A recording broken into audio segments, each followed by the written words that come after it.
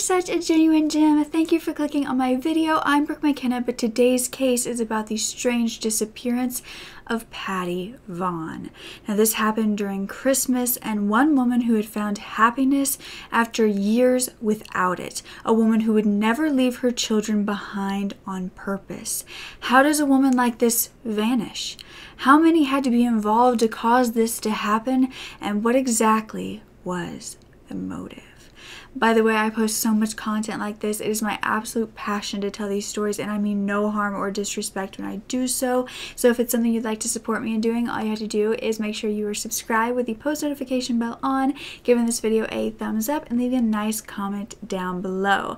I also want to thank today's sponsor, which is Skillshare. And if you don't know, Skillshare is a wonderful site where you can actually learn online from the comfort of your own home. But these aren't normal classes. They are for creative and inspired people who want to broaden their mind while learning something that they've always wanted to know more about. Now, whether that's graphic design, music, film and video, entrepreneurship, productivity, and many more, there are thousands of video lessons that are made into multiple parts, which makes it super easy to fit into your schedule as well. I found that these classes really help me with personal growth and provide a community of people interested in the same exact things as me, which is really nice. One of the many classes I have loved was by Greg McCowan. It was called Simple Productivity: How to Accomplish More with Less. Because I seem to want to do everything all at once, and my mind simply doesn't have the ability to not burn out while doing so. So this class basically is meant to help you understand what is most important and how to have that balance that we're all desperately trying to find. It was amazing, but there are many more topics to choose and learn from, and actually the first 1,000 of you gems that click the link in my description will get a free trial of the premium membership, so you can watch and learn about whatever you would like. So make sure to click that link, and thank you to Skillshare for sponsoring this portion of the video. Now let's get back to the story.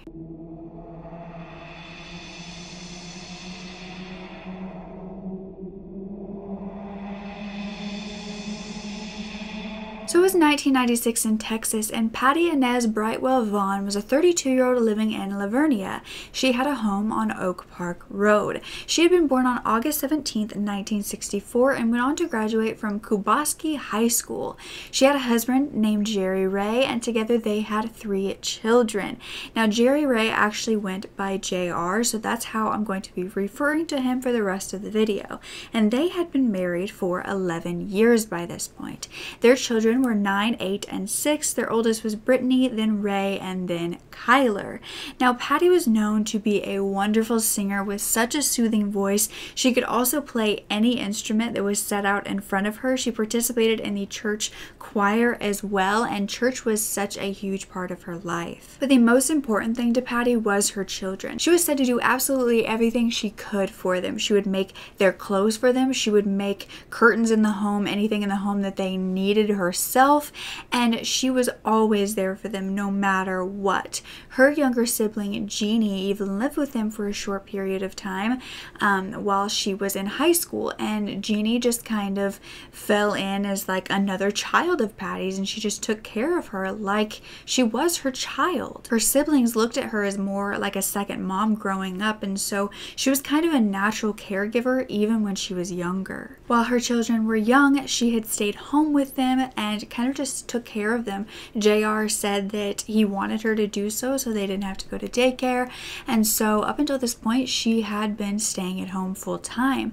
But she had just recently gone back to work as a secretary at Queenie Electric, which was nearby their home. Patty was said to be a fighter, and not really a violent type, but one that just would do everything that she needed to do. She would stand up for herself. If she was sick, she would just pull herself together and go on to work. It didn't matter, you know, how she was feeling. She just did what needed to be done for others that day. Patty also thought about her children before doing anything else. She was always worried about being the best mother she could. She didn't want to mess anything up. She was always, you know, worried about how people were seeing her and how her children were seeing her, and how anything she did would affect them in the present and in the future. Her own mother had to tell Patty that she was doing a wonderful job. She was an amazing woman, mother, and didn't have to worry about it, but Patty still always wanted to make sure. Patty drove around a light blue Dodge Caravan that was 1991, and this van was always messy. It really showed that she allowed her kids to be kids. I mean, there was always food,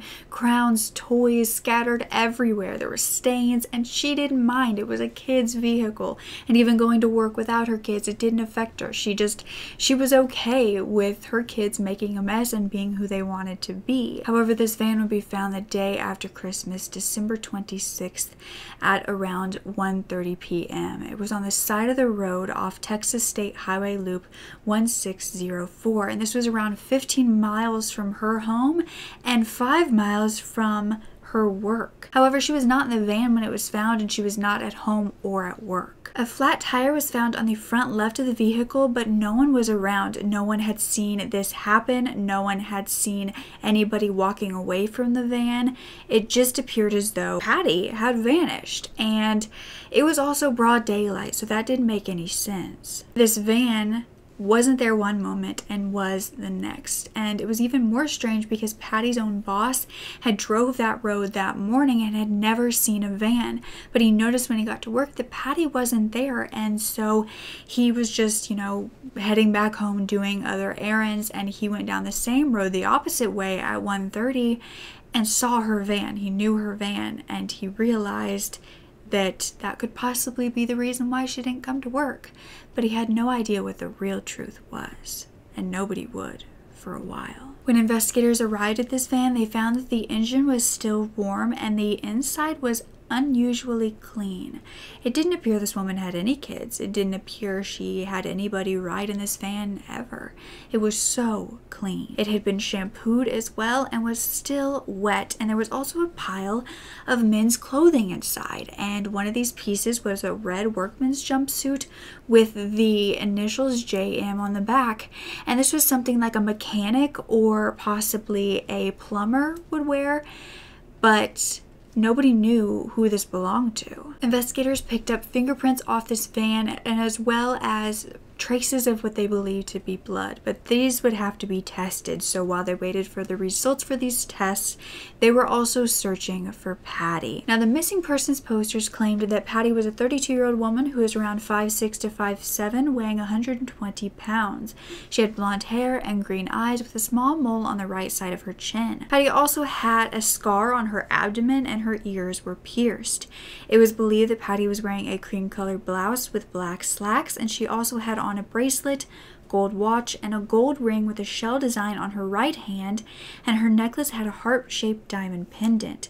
She was also wearing diamond stud earrings, a wedding band, and possibly a thumb ring.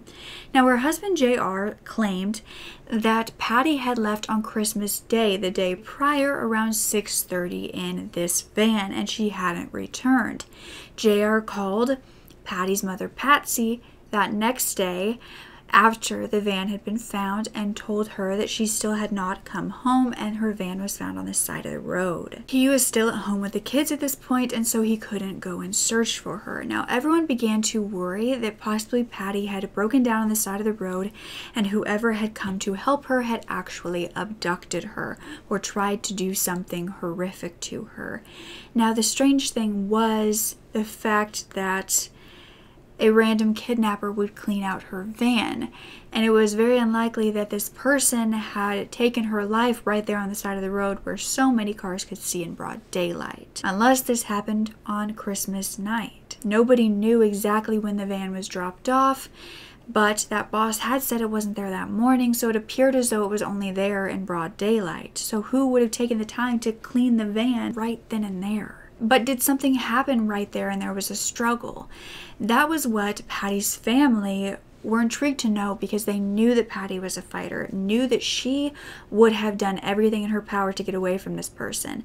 And so she would have ended up, losing pieces of clothes, dropping something, and they wanted to go search that area to make sure that nothing was in the dirt and hadn't been found yet. Unfortunately, they didn't find any signs of a struggle. There weren't even dirt scuffs in the actual dirt and grass area that appeared that a struggle could have come from. There was absolutely nothing but a flat tire. But then her family had a horrible feeling, and they decided to take this flat tire with them to see if their theory was correct. Meanwhile, other friends and family and about 500 volunteers were out searching for Patty in this area.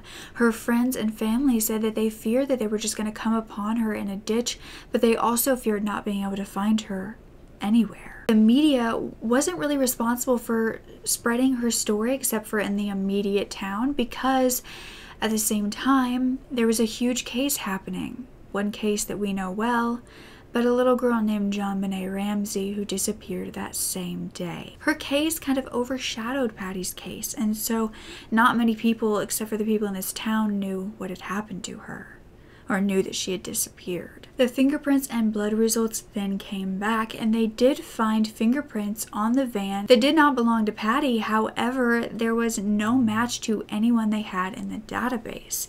They also found out that the blood that they believed to be in the van was in fact blood. However, they still had to do the DNA test to find out who it belonged to.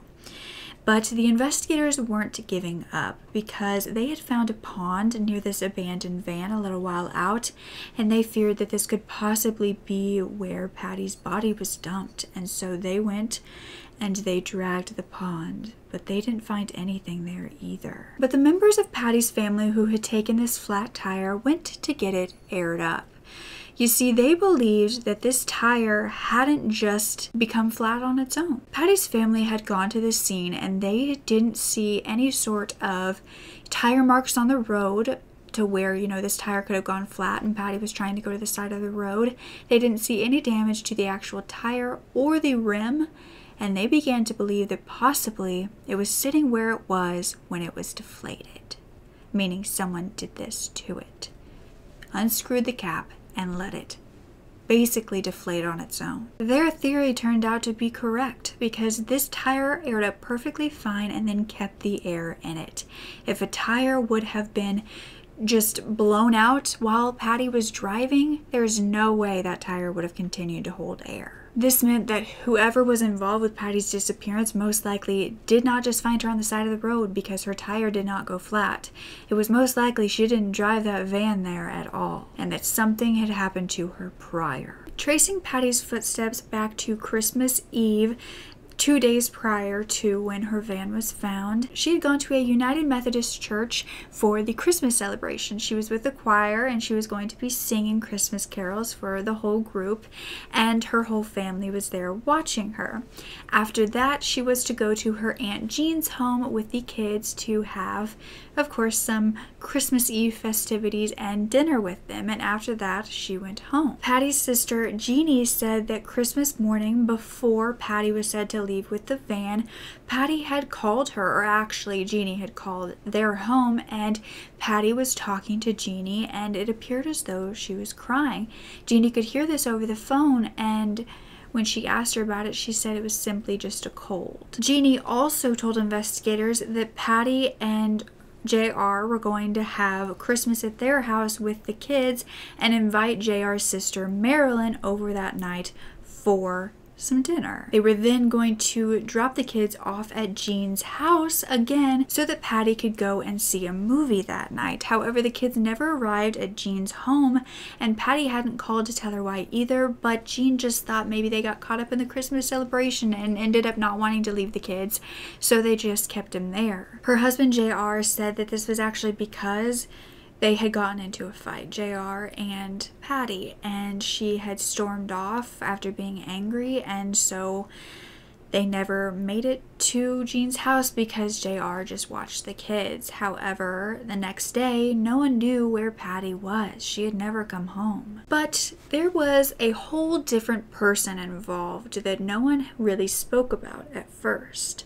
And I'm sure that you are all wondering, was Patty's family as perfect as they seemed?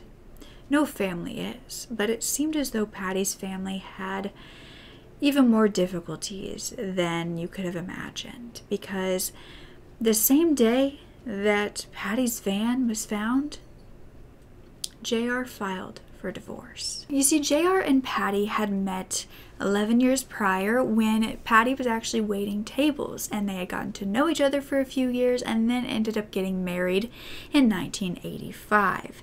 They started a family construction consulting business, and this was what they used to support them while they started to have children so Patty could stay home. For 11 years, everything was going great. Some family members did say the relationship wasn't the healthiest, but it wasn't the worst. And her siblings during this time actually said that it was a lot worse than some people would say, and that Patty was like a duck.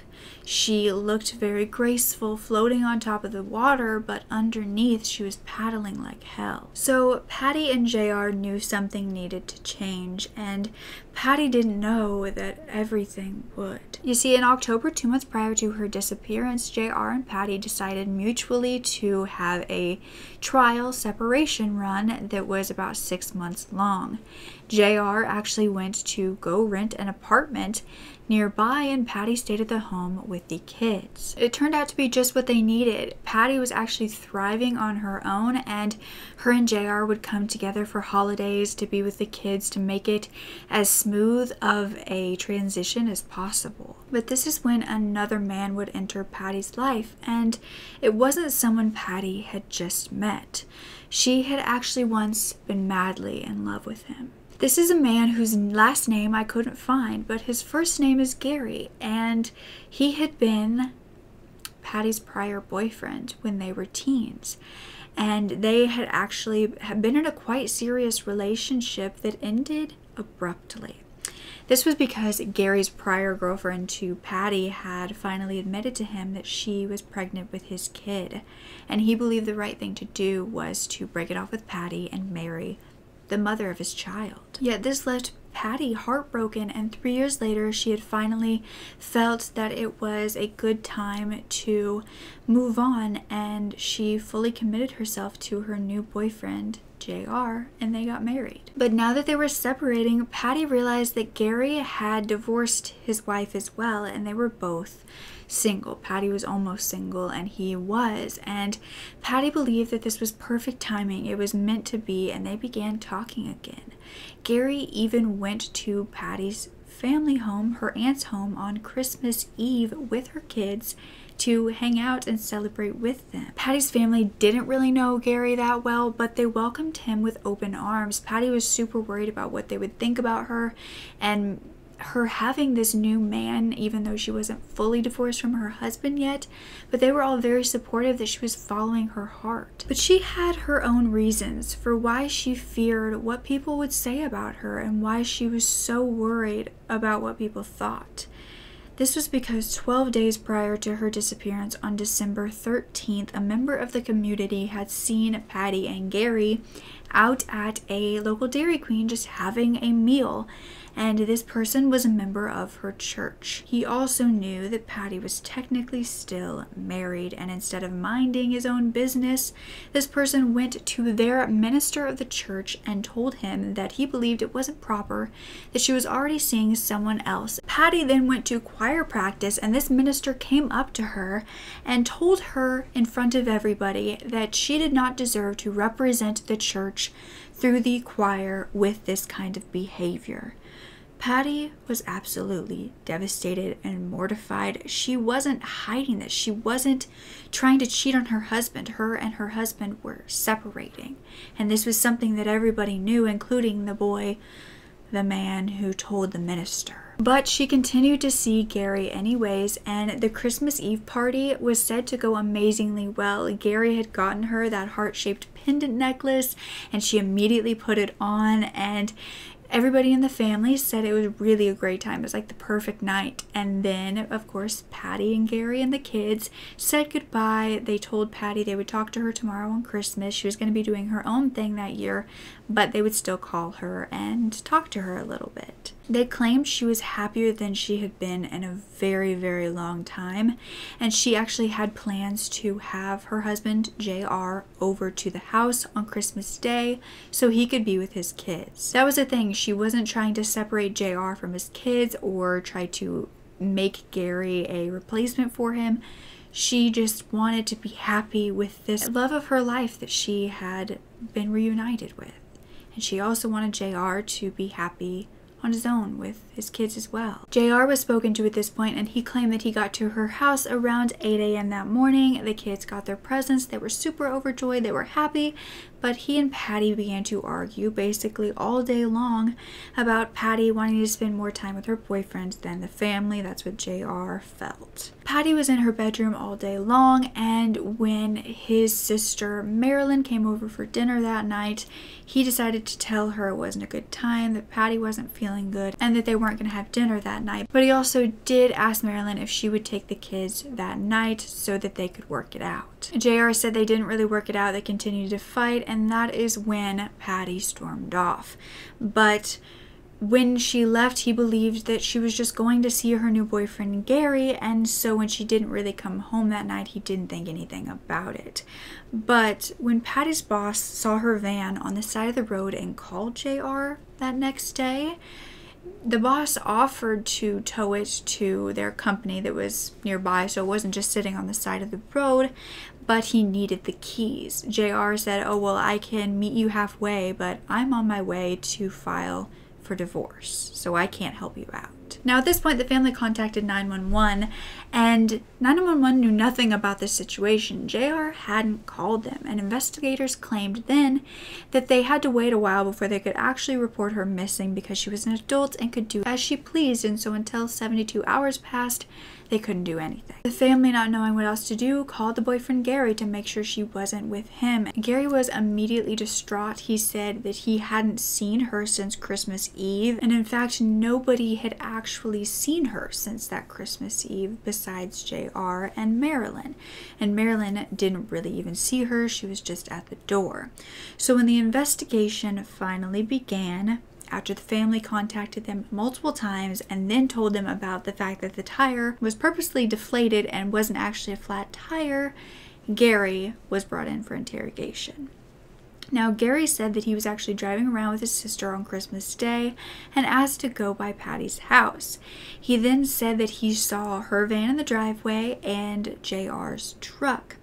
At this point, the kids were playing in the front yard, and that's all they saw before passing. They didn't even go to say hello. Gary didn't want to intrude on the family's Christmas. But investigators didn't know. They couldn't figure out whether Gary had anything to do with her disappearance. Gary helped in the search for her. He even offered to do a lie detector test, but rumors around the community were being spread that Gary was actually jealous of seeing JR at Patty's home on Christmas, and he went and decided to take it out on Patty. However, Patty's family did not believe Gary had anything to do with it, but investigators couldn't really take him off the list of suspects just yet. But they then believed that the crime scene wasn't where they originally thought, that it had happened somewhere else, because the 3-day search had not found anything, nothing to show that Patty was ever in this area. So investigators then searched the Vaughan home. Even though JR had an apartment, he had been staying at this home taking care of the kids while the search happened.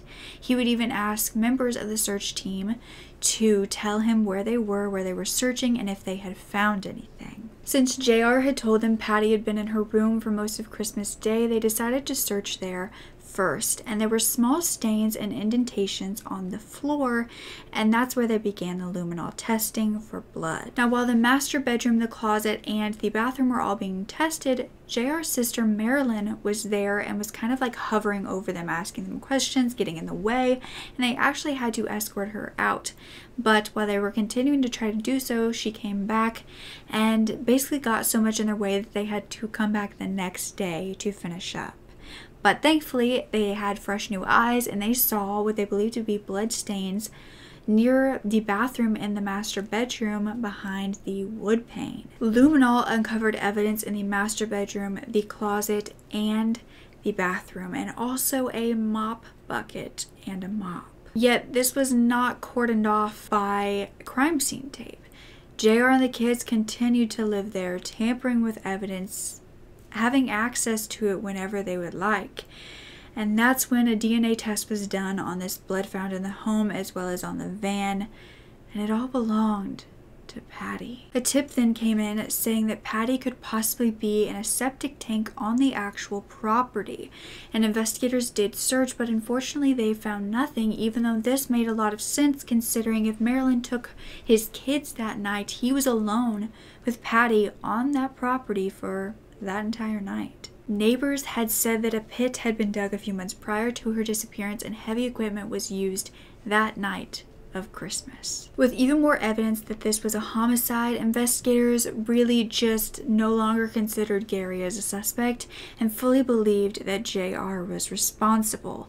They brought him in for questioning and he claimed he was innocent, yet he denied to take a polygraph test. He continued to say that he did not do it, that he was asking for a lawyer, and that day she really did storm off. He said he was only asking for a lawyer because he needed to protect himself because he was now the only parent of his children. But if he really cared about his kids, then why did it appear that he had killed their mother?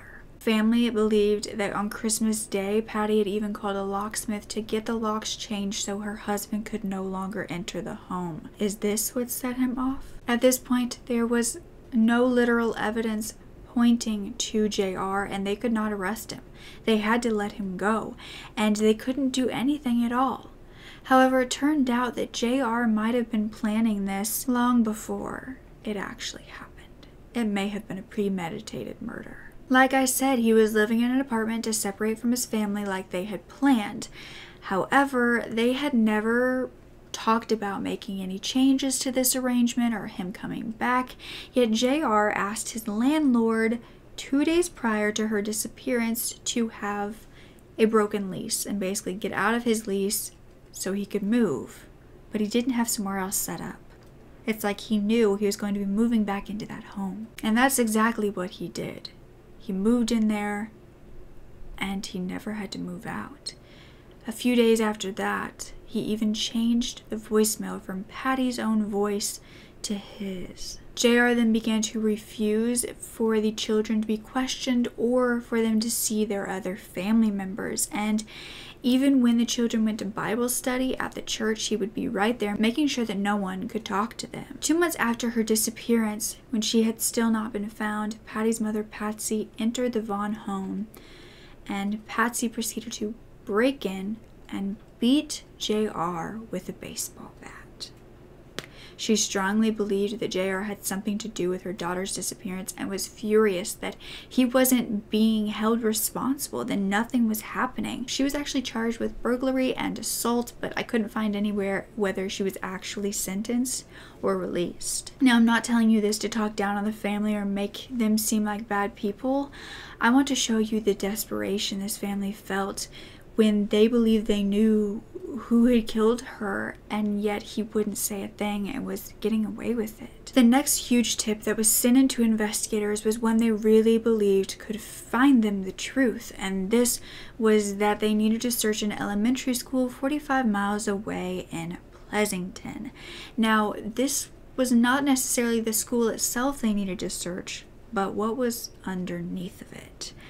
Now, J.R. Vaughan was actually a building contractor, like I said, and he was the supervisor of 2 elementary schools that were being built around the time of her disappearance. This tip said that cement was being poured exactly around this time, and the family had even gone to this site and been told to go away. But one worker had the heart to tell Patty's family that JR had been acting really out of character, and he always wanted to watch over what they were doing and where the cement was being poured in certain areas, and this was not part of his job. He never did this. Now, even though the construction dates for pouring cement were all set months prior to this, investigators still wanted to check it out anyway.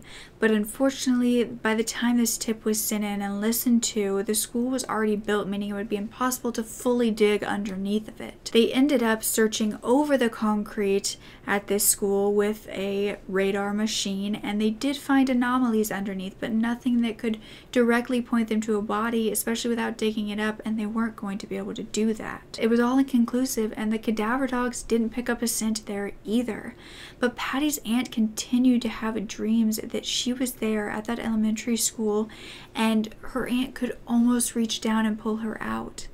but couldn't. It was 2005 and it had been 9 years since Patty had disappeared and she had still not been found. That is when JR declared her legally dead. This would also mean that he would obtain her life insurance policy.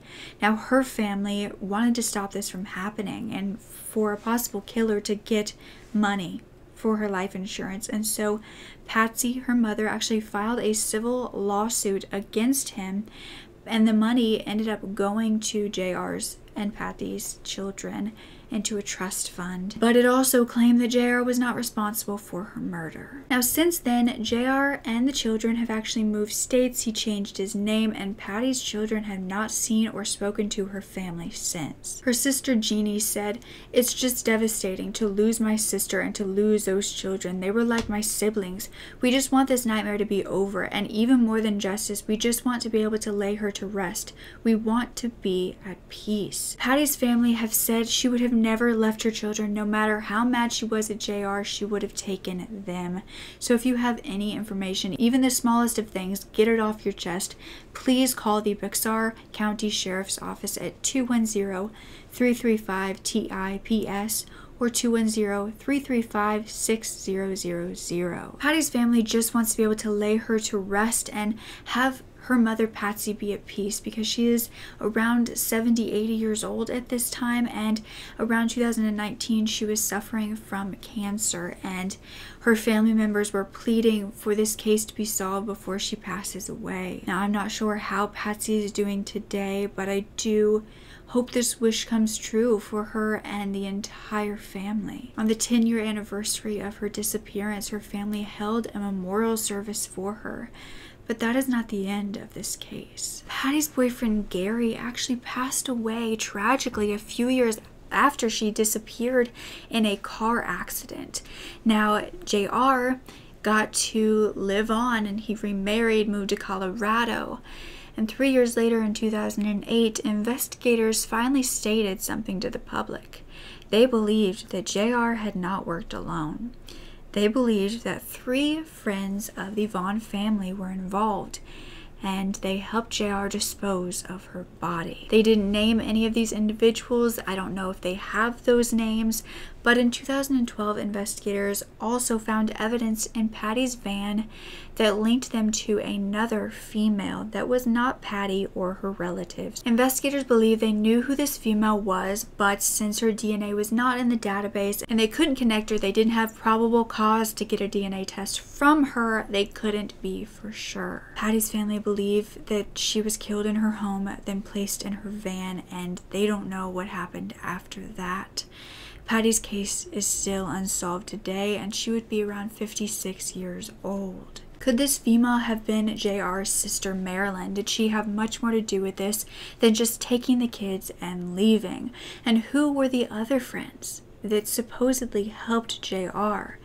Do you think JR even did this? And if so, how do you think he got away with it? Was the motive as simple as JR not being able to handle Patty being happy in another relationship? This is still an ongoing investigation, so of course there can be things that aren't fully released to the public just yet, but this case has been going on for 24 years, and I just wish we knew everything by this point, including where Patty is. Her children that have not spoken to her family are grown now, but they have not been said to speak out about this, about their mother. And it's unknown if they know anything, if they would remember anything. But I just hope that somebody out there feels guilty, can finally release themselves of that guilt and tell the truth. I'm wishing Patty's family the most peace this Christmas, because I'm sure every Christmas is just a reminder of who they lost. But I am sending them so much peace and love, and if you know anything, please give them the best Christmas gift they could ever give, and call the hotlines. If you want to know even more about who Patty was, there's a podcast called Beat of My Drum, and they did a wonderful interview with her sister Jeannie to just talk about her and get to know more about her, and it was so wonderful to be able to listen to that, because I think that that's something that we all need to really hear about, is who these people were beyond what happened to them, and that they were people like you and me who deserved a better ending than that. I don't do a lot of unsolved nowadays because they truly are heartbreaking, and it takes a lot of a lot of stress on your mental health. It takes a lot of, I don't know, strength to talk about it, but not near as much strength as it takes to be a family member of someone who went missing. So I'm hoping that bringing more light to her case helps in some way or another, because I haven't seen it put out on YouTube a lot. So yeah, I hope that you learned about Patty, and I hope that someday soon we get to say this case is solved. But don't ever forget to speak up. Your voice is powerful enough, and I love you to absolute pieces. Okay? Bye.